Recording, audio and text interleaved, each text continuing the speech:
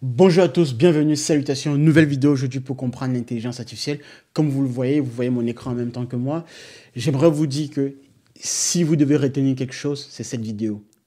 Je vais peut-être faire d'autres vidéos, mais in fine, réellement, ce qui aura le plus d'importance pour vous, le plus de valeur pour la plupart des personnes, parce que j'estime que peu de personnes se lancent vraiment dans la technique pour comprendre réellement comment les choses fonctionnent à fond. Mais de toute façon, dans une société dans laquelle on demande la productivité de manière instantanée, la seule compétence qu'il faudra avoir, c'est celle-ci, c'est cette vidéo. C'est ce que je m'apprête à vous délivrer ici sur l'IA. Il faudra maîtriser comment interagir, échanger, discuter, converser avec une intelligence artificielle. C'est la seule compétence importante. Quel que soit ce que vous pouvez entendre sur l'IA, etc., ce qui vous permettra de vous adapter demain dans le prochain monde dans lequel l'IA aura tout ravagé, tout pris sur son passage, quels que soient les secteurs d'activité, les domaines, c'est cette compétence qui est quoi? Dans cette méthodologie, dans cet échange-là, on parle de quoi? Savoir, vous avez sans doute dû entendre parler du mot prompter, faire du prompt engineering. C'est donc de ça qu'il s'agit aujourd'hui. Parce qu'aujourd'hui, l'école, quelque part, bon, il est quand même essentiel d'avoir un certain niveau requis, savoir lire, très important, écrire, comprendre, avoir un niveau de logique en mathématiques dans des sciences dures, un niveau minimum en tout cas, on va dire le bac, pas le bac d'aujourd'hui, bien entendu, vous avez compris, le bac d'avant, ok? Et cela suffit aujourd'hui pour pouvoir travailler dans l'intelligence artificielle. Peu importe ce que vous entendez là dehors, des discours venant des experts, des fameux experts sur les plateaux qui viennent simplement balancer des choses venant des États-Unis, de la Silicon Valley, parce que ça fait sens, ça fait du buzz, il faut vendre des bouquins et des livres et faire sensation, faire de l'audimat. Moi, je vous donne réellement ce qu'il faudra apprendre et avoir en tête pour pouvoir maîtriser sa place demain, garantir sa place dans le marché de l'emploi. Donc, on va entrer en profondeur ici avec le fait que parler à une machine est essentiel.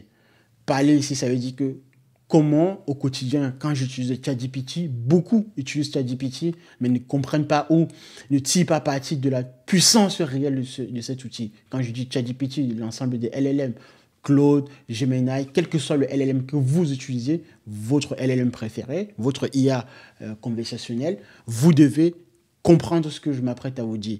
C'est cette méthode-là, savoir prompter, savoir faire du prompt engineering, mais avec une méthodologie très bien particulière. Alors, quand on dit que les mots sont votre pouvoir, en fait, c'est parce que la logique, tout réside bien sûr dans un esprit de logique. Mais dans cet état de logique-là, vous devez à chaque instant, ce n'est pas comme vous étiez auparavant dans un moteur de recherche classique avec Google Search, de taper simplement un mot-clé pour que Google soit capable d'indexer votre mot-clé et de l'associer à une page donnée.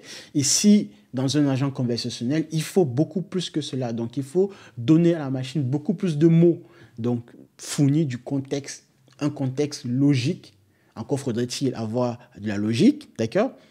D'où pourquoi j'estime que le bac d'aujourd'hui n'aide pas, bah oui, forcément, la nouvelle génération à s'intégrer dans les nouveaux outils d'intelligence artificielle. Parce que ces nouveaux jeunes qui ont le bac, et même les adultes, hein, bien sûr, qui n'ont pas un vocabulaire assez riche et de logique surtout, ne vont pas pouvoir être capables de tirer parti de l'intelligence artificielle.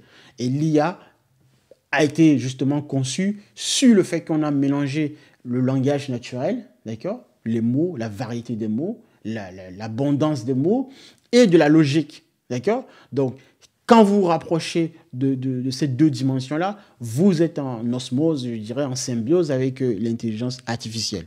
Donc, fournissez du contexte à l'IA et l'IA vous rendra également ses plus belles lettres de noblesse dans un sens bien métaphorique, on se comprend bien. Ce qui veut donc dire ici qu'il va falloir être capable de fournir, d'écrire, de taper un prompt qui est cohérent. Ok. Donc vous avez ici des mauvais prompts, ça donne quoi? Vous allez perdre du temps et avoir des réponses qui ne sont pas riches et variées.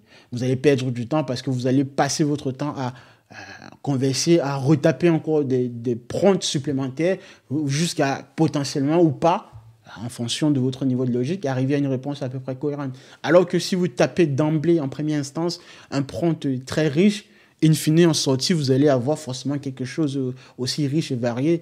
Et en plus de ça, ce que vous ne comprenez pas au passage, c'est que l'abonnement que vous payez là, chez OpenAI, cet abonnement est basé en fait sur le nombre de tokens que vous consommez. Donc, quand vous perdez plus de temps à cliquer sur la souris parce que vous envoyez des prompts au passage, c'est bénéfique pour OpenAI d'un point de vue financier parce que vous lui permettez de consommer rapidement en fait vos crédits, vos tokens. Et parfois, vous voyez souvent des messages du style vous avez utilisé la totalité de vos tokens pour la journée, veuillez attendre telle heure, etc. Ou sinon, vous payez un abonnement beaucoup plus cher. Mais le but étant justement de vous faire dépenser. Sauf que quand vous savez bien prompter, vous épargnez en fait de tout ce genre de lourdeur et aussi, bien sûr, ça vous permet d'aller beaucoup plus vite dans d'autres aspects de la discipline. Donc, c'est très important, les amis. Alors, comment prompter? Ça, c'est la méthode ultime. Il faut avoir une méthode, en fait. La méthodologie, retenez ceci. Il faut à chaque fois un rôle, donc R pour le rôle, donner une identité à l'IA, donc dire à l'IA ce qu'est l'IA en tant que expert. Un objectif clair, et bien sûr, si vous ne savez pas ce que vous recherchez, ce n'est pas l'IA qui va trouver à votre place. L'IA ne pense pas. L'IA, c'est comme une éponge. Vous appuyez et vous donnez de la matière, de la consistance, et l'IA va chercher ce que vous souhaitez. Une logique, bien sûr, je ne vais pas le répéter ainsi. Et des exemples à peu près, si vous avez en tête quelques exemples. Mais ça peut être optionnel. Mais plus vous mélangez ces différents composantes, mieux c'est parce que vous allez avoir quelque chose en sortie de beaucoup plus riche. C'est de là du prompting. Je pourrais rajouter encore d'autres choses, d'autres éléments, mais la base fondamentale est là. Vous prenez une capture d'écran et peut-être potentiellement, si vous voulez avoir la présentation, mettez en commentaire. Il n'y a pas de souci. Donc, avoir ceci en tête. Le rôle, c'est quoi? Tu es un expert. Un exemple, c'est quoi? Par exemple, le fait de dire simplement écrire un mail, non, c'est proscrit. On ne veut pas ça. Après, qu'est-ce qu'il faudrait faire? C'est qu'il faudrait dire, tu es un directeur commercial, par exemple ici, avec 15 ans d'expérience. Le fait de dire, tu es un directeur commercial, c'est de assigner un rôle à l'IA. Et donc, l'IA comprend que dans mon corpus de recherche, je dois aller me placer comme étant un directeur commercial, de raisonner comme à la place d'un directeur commercial. Voilà, c'est très important. L'objectif, qu'est-ce que je recherche? Pour aller rapidement. Donc, si on ne sait pas ce qu'on recherche, si vous prenez le GPS, si vous ne savez pas où vous allez tourner en rond. D'accord? Vous n'allez même pas bouger. D'accord? Fournissez toujours un objectif clair. Plus c'est clair, mieux c'est. D'accord? Je continue. La logique, bien évidemment. Écrire une phrase nécessite quand même avoir un minimum de logique. D'accord? Si on n'écrit pas des choses logiques, il va s'en dire qu'à la fin, l'IA aussi, rappelez-vous, hein, avec le phénomène d'hallucination, l'IA est capable de vous raconter tout et n'importe quoi. Hein. Donc, si vous n'avez pas cette logique-là, comment allez-vous juger de la pertinence de la sortie de l'IA? Bon, il y en a qui réussissent, mais je ne sais pas comment. Montrer aussi quelques exemples, c'est très important. Ça donnera à l'IA de la consistance de vous fournir une sortie à peu près équivalente à votre exemple en question. Donc, un débutant, voici ce qui distingue un débutant d'un expert. Le débutant, il écrit simplement « écris-moi un rapport ». Ça, on ne va pas y aller très loin avec ceci. Un expert, quelqu'un qui a fait ce travail-là, qui a pris la méthode en question, il va dire « Tu es un consultant McKinsey, rédige un rapport exécutif de 2 pages sur l'impact de l'IA dans la finance. Structure, il donne la méthodologie, synthèse, 3 enjeux clés, recommandations et le style également. » Ça, c'est beaucoup plus riche pour l'IA que le premier. Les techniques secrètes, donc quelques méthodes de prompting, ce qu'on appelle en anglais chain of thought, donc en gros la chaîne de pensée. L'IA pense ici sous forme de causalité, sous forme de pas à pas. Donc quand l'IA vous donne une réponse, il vous donne la réponse avec un cheminement 1, 2, 3, etc. A few shots, l'IA ici vous donnez en fait quelques exemples pour que l'IA soit capable en fait de vous donner une sortie également à peu près équivalente, et zéro shot, donc aucun exemple ici bien entendu.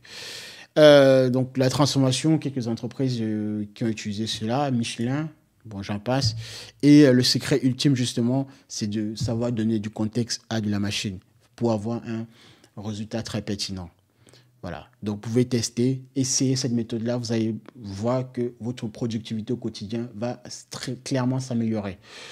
Bon, je vais m'arrêter là et abonnez-vous et likez et partagez. Je vous dis au revoir. Merci.